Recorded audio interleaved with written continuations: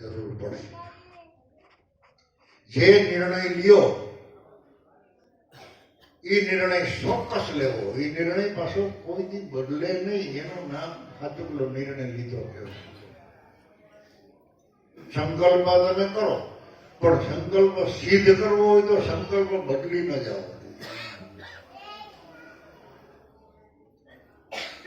આપણે એવો સંકલ્પ કર્યો કે હવે પછીથી ફલાણા ભાઈને કોઈ આપણે બોલાવવું હોય નહીં, બેહવું હોય નહીં, એને મળવું હોય નહીં. સિદ્ધ કઈ થાય કે જિંદગી પર્યંત તમારી ટેક લે તો. પણ હરી લણણા પણડા થઈ બોલો એક બે વખત સાપ આવે,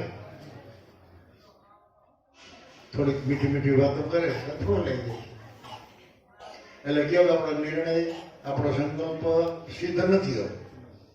અને મહાપુરુષોએ સંકલ્પો સિદ્ધ કર્યા. જે વસ્તુ ન જોઈ જિંદગીમાં એ ન જોઈ. એટલા માટે ઘણી વખત હું એક વિચાર, એક વાણી અને એક દ્રષ્ટિ, આ ત્રિવેણી છે. વાણી નિયમમાં આવી જવી જોઈએ, વિચાર ઊંચા શુદ્ધ અને પવિત્ર હોવા જોઈએ, અને દ્રષ્ટિ સદદ્રષ્ટિ, પવિત્ર દ્રષ્ટિ. આવો સંકલ્પ કર્યા પછી જો દ્રષ્ટિ બદલે, વિચાર બદલે, તો જીવન બેડોળ થઈ જાય. અને મહાપુરુષોએ તો સંકલ્પો લીધા, એમાં કોઈ કાંઈ ફેરફાર ન થવા દીધો. શું કામે? કે એની સુરવીરતા એવી હતી, એની દ્રઢતા એવી હતી, એના હૃદયમાં મજબૂતા એવી હતી. અને હૃદયના શીશરા નહોતા. ગમે એટલી નદીઓનું પાણી આવે તો દરિયો હમાવી લે એવા દરિયા જેવા એના દિલ હતા. એટલે કોઈ દી સલકાય નહીં, અને ગમે એટલો કચરો આવે તો કોઈ નાઈ ન પડે. એ બધો ડોળ બેહાડી દે. એવી અદ્રશ્ય એની અકળ કળા છે. માટે અકળ કળામાં ધ્યાની બની અને ગુરુમાઈનું ભજન કરવું.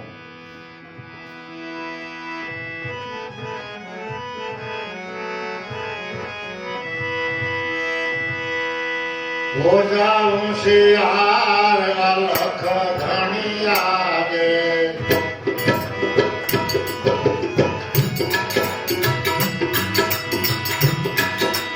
ભોજાવું શિયાર અલખ ધણિયા ગે.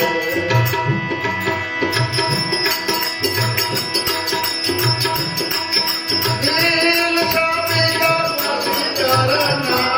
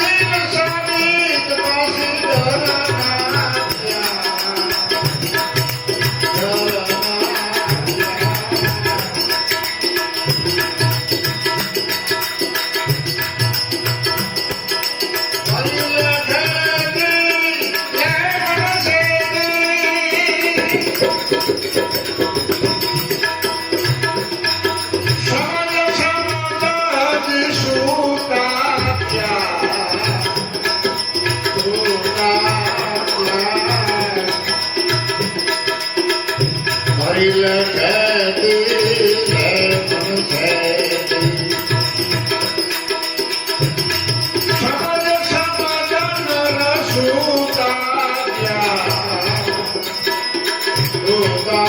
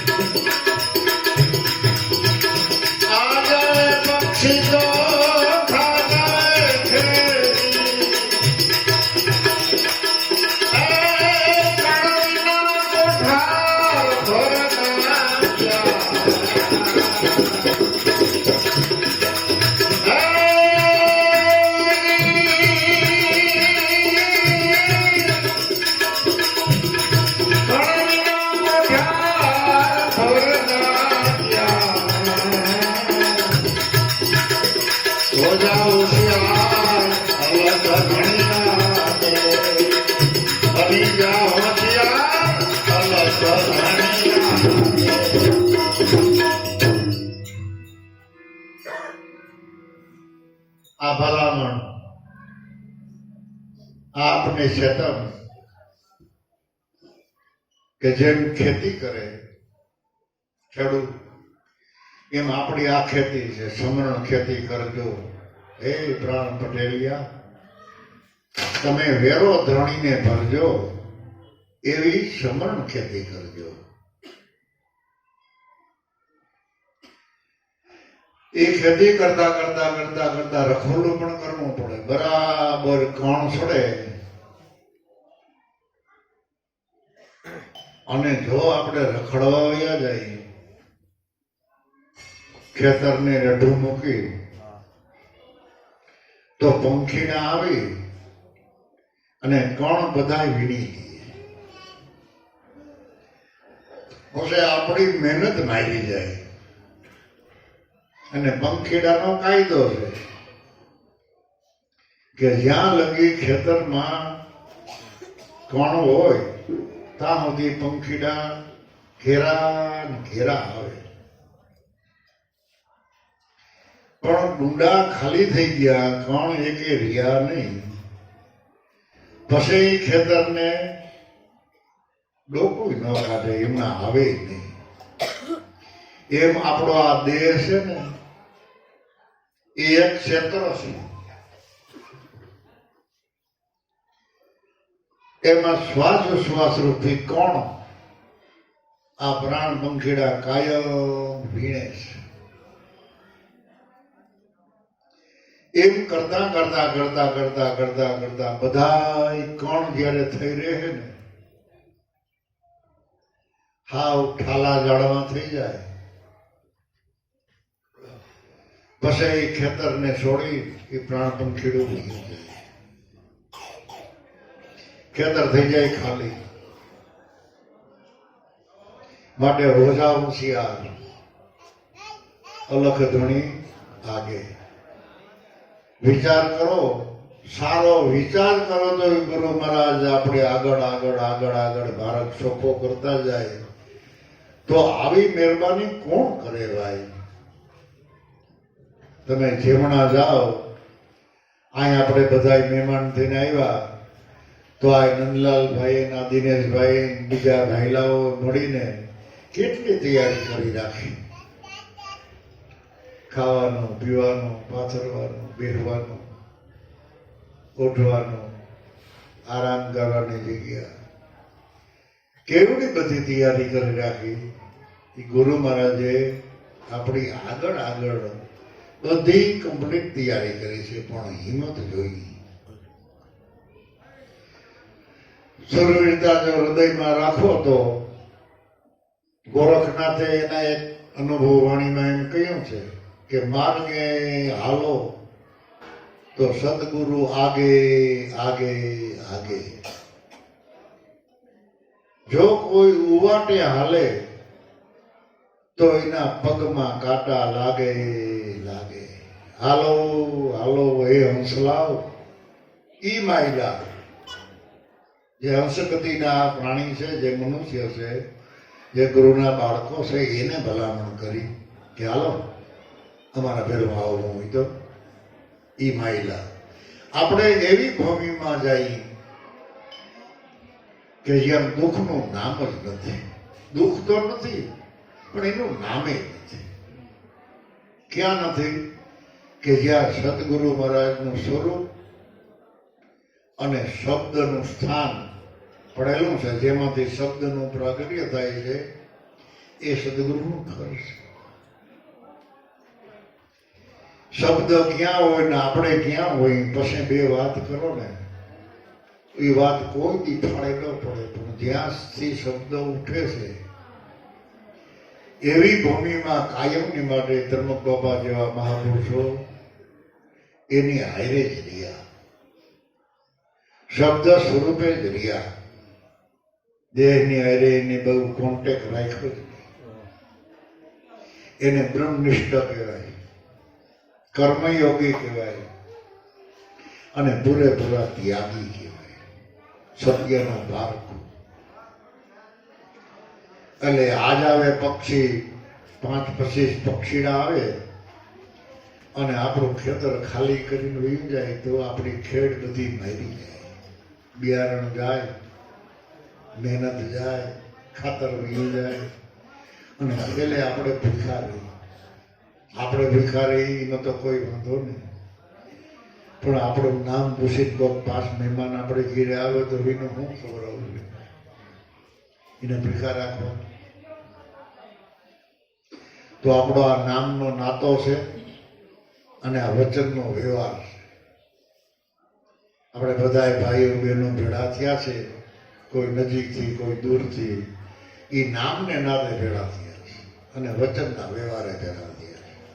આપણે કોઈ હગાવાલા નથી, કોઈ વેવાઈ વેલા નથી, કોઈ એક જ્ઞાતિ નથી, કોઈ એકધારી પરિસ્થિતિ વાળા નથી. કોઈ નાના માણસો હોય પરિસ્થિતિમાં, કોઈ મજૂરી કરતા હોય, કોઈ ખેતી કરતા હોય, કોઈ નોકરી કરતા હોય, પણ જ્યાં જ્યાં નામનો નાતો છે ત્યાં આપણને નામને નાતે એ નામ આપણને ખેંચી લઈએ એટલી ગુરુ માર્ગની આકર્ષણ ગતિ છે. ગુરુત્વમ આકર્ષણ. ગુરુ આકર્ષણથી આ બ્રહ્માંડ ટકી જ નથી. નવે નવ ગ્રહ જો એક જગ્યાએ ભેળા થઈ જાય તો આખું આ જગત નાશ પામી જાય. એમ આપણામાં આ શરીર નવગ્રહનું રમકડું છે અને નવે નવ ગ્રહને રહેવાની ભૂમિકા છે. ગુરુગુમથી જાણી લેજો. શનિ નામનો જે ગ્રહ છે એની ભૂમિકા મૂલાધાર છે, મૂળ આધાર. આખા જીવનને આધાર રૂપે એ શનિ છે અને ન્યાયના દેવતા છે. અન્યાય બિલકુલ સહન નહીં. તમે સંત હો, ભગત હો, દેવ હો કે દાનવ હો કે માનવ હો, શનિ અન્યાય સહન ન કરે અને ન્યાય ઉપર તમે હાલો તો તમને જોઈએ એટલો સહકાર આપે. શનિની ભૂમિકા મૂલાધાર.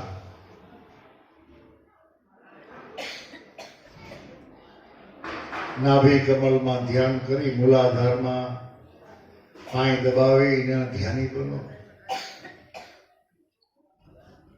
શનિ પછીની ઉપરની ભૂમિકા એ શુક્રની છે, જેના વડે આ જગતની રચના રચાઈ રહી છે. એ શુક્ર છે. એની ઉપર નાભીમાં ગુરુ મહારાજ છે. ગુરુનો ગ્રહ છે, વિશાળ ગ્રહ કે એની ઠોકર કોઈ પણ ગ્રહને લાગે એટલે ગ્રહ બધા ભાંગી તૂટી જાય. ગુરુની ગતિ જેટલી આ બ્રહ્માંડમાં બીજા ગ્રહની એટલી ગતિ નથી, એટલી ઝડપ છે. એને કોઈ ટકરાઈ ન શકે. ટકરાય તો ભૂકો થઈ જાય.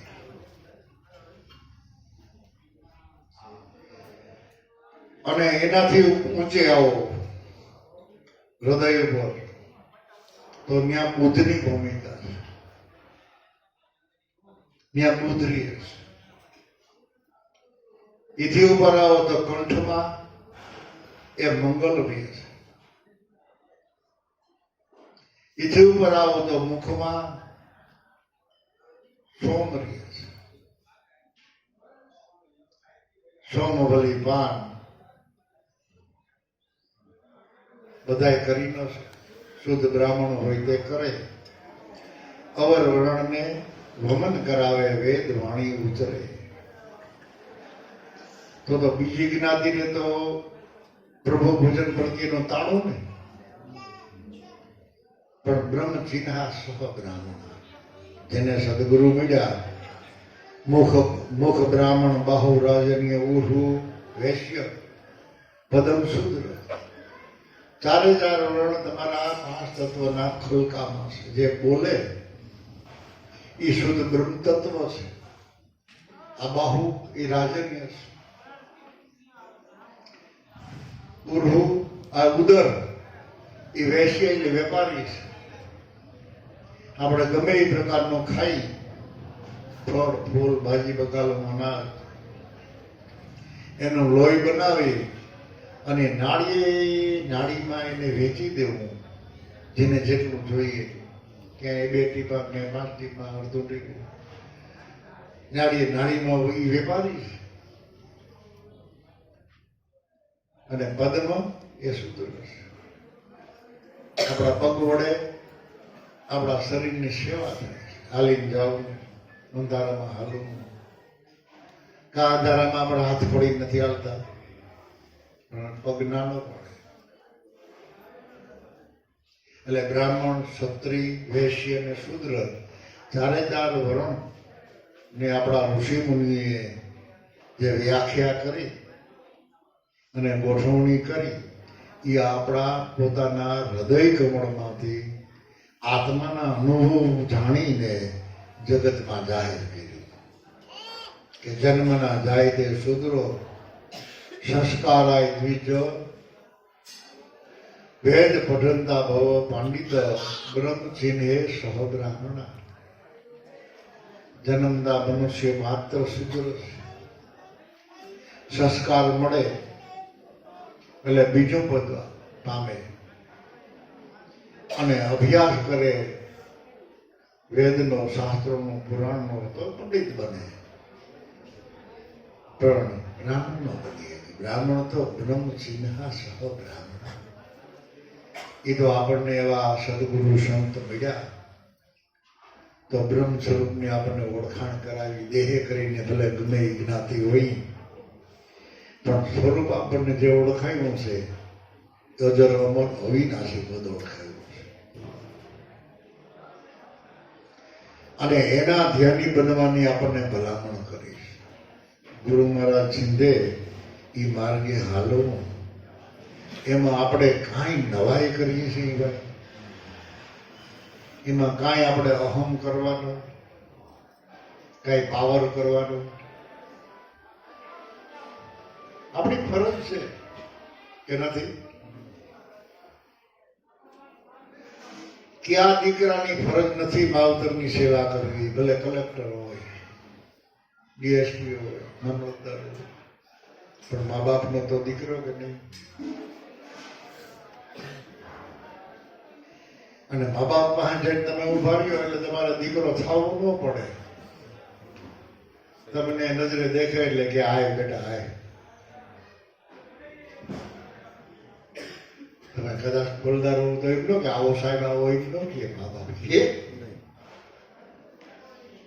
એ તો એનો બાળક છે. એની પાસે આપણો કાંઈ પાવર ન આવે.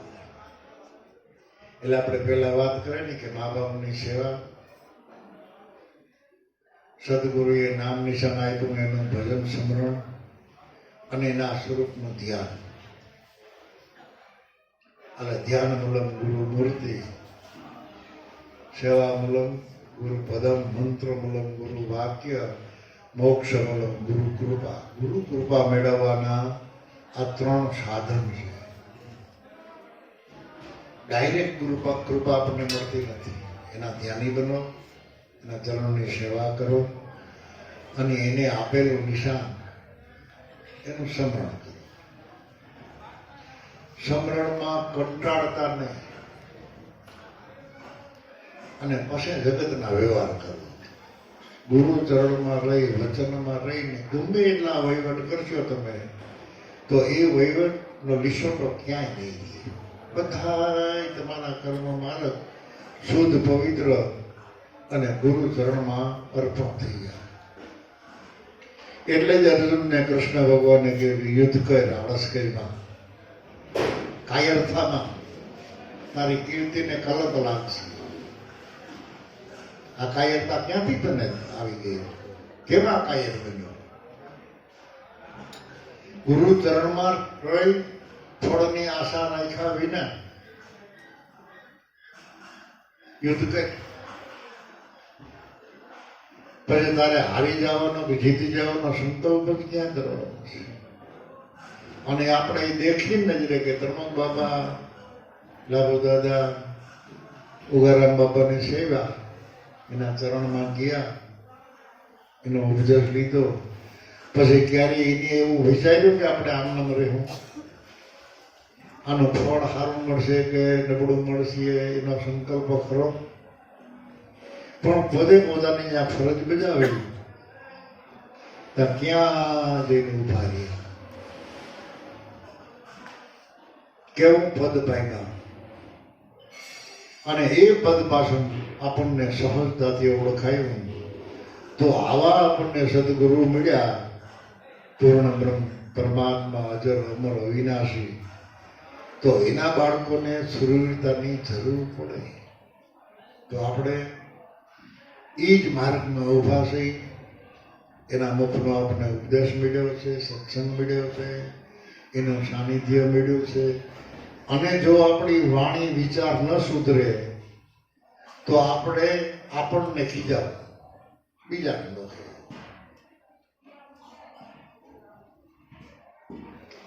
આપણે આપણા ઉપર ક્રોધ કરો અને બીજા શિખામણ દઈએ તો એ લઈ લે, એનું દખ નહીં કરવાનું. પણ એવી કાળજી રાખે એ તો કોઈક ભાગ્યશાળી આત્મા હોય, કમાઈ વાળા આત્મા હોય તો રાખી શકે.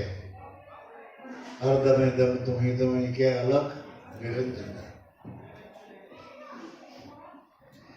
હવે એક ભજન બોલીને પછી બંધ થઈ જાય, બરાબર થાકી જાય.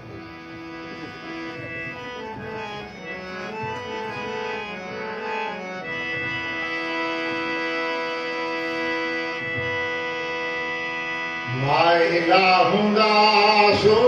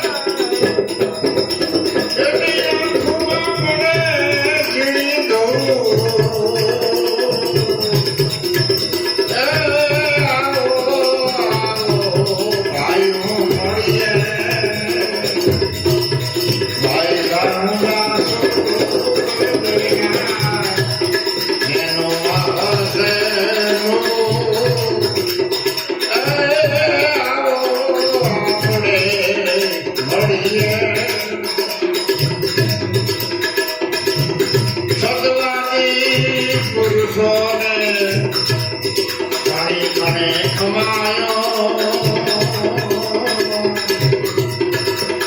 જેના કેસર વર્ણનો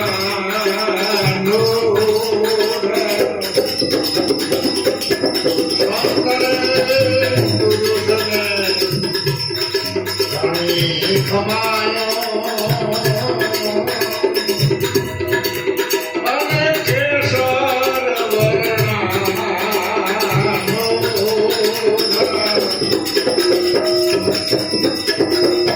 દેવાની રસમે ભાઈ કાયા બરેલો દેવાની સગતમાં કાયા બરેલો જમણાને રાખે ઘાયા ખાતું